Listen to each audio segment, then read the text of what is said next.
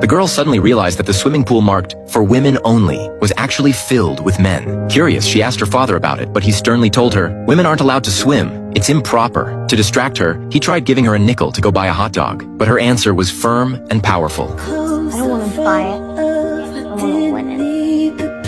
I will swim! Back home, the girl pulled out her ukulele and started making noise day and night. She sang at home, sang at her father's butcher shop, loud enough to bring complaints from neighbors. Eventually, even her brother and sister couldn't take it anymore, but she showed no signs of stopping. Faced with her stubbornness, her father finally gave in. The girl's name was Trudy. Her determination to learn swimming came from a traumatic memory. During her illness, she had witnessed a cruise ship catch fire just 9 meters off the coast. All 847 women on board drowned because none of them knew how to swim. In 1914, America, women were forbidden from learning to swim. Even showing too much leg on the beach could get you arrested. Your legs are not allowed, ladies. Let's go. So young Trudy made a vow. She would learn how to swim. The next day, her father brought her to the beach. Worried she might be afraid, he tied a long rope around her waist. But to his surprise, Trudy dove right into the water. Years later, Trudy finally earned her hot dog, fair and square. One day, the town hosted a men's swimming competition. While watching, Trudy noticed that the men weren't even faster than her sister. Meg, you should join the next race. They don't look that fast. I think you could win. But when the two girls casually pointed this out, a male coach overheard them and humiliated them with mocking remarks. I've seen her dog paddle. Maybe she could race a German Shepherd. His words deeply hurt their mother. That night, their mother made a bold decision. She was going to put her daughters on a professional swim team, but their father laughed at the idea. For girls, there's no such thing. At the time, there were no women's swim teams. After asking around, their mother finally found a secret underground women's swim team. When they arrived, the girls were shocked by what they saw. These female athletes were using the crawl stroke, a technique reserved for men. Even more surprising, they were being trained by a female coach. Her name was Abby. Her mission was to change society's prejudice against women by teaching girls how to swim. Because they lacked support and resources, the team practiced in a hidden boiler room. Conditions were rough, but it was the only women's swim team in existence. Due to their lack of training, the sisters only knew basic dog paddling.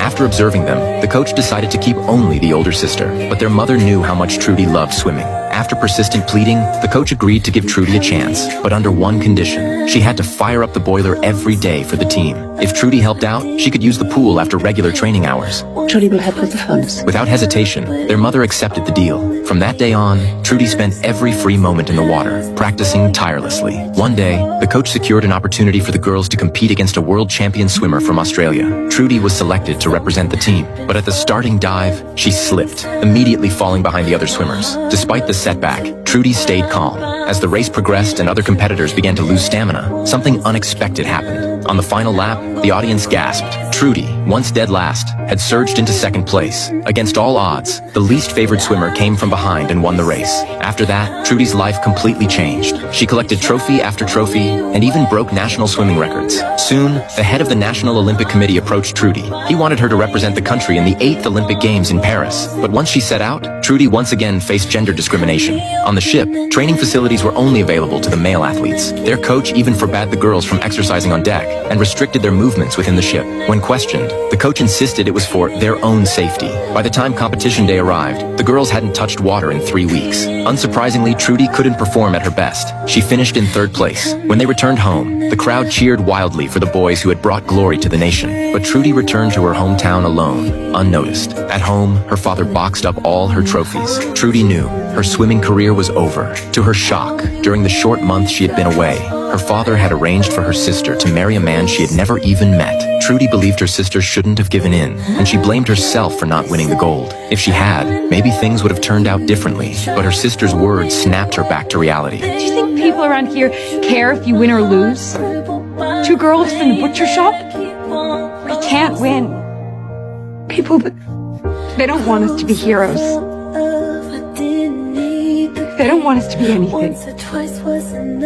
I'm sorry, Trudy. Trudy began working at her father's butcher shop. Just as she was about to give up hope, 3 little girls ran over to greet her. Excuse me, miss?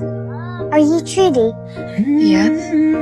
I just want to say that because of you, they let me swim.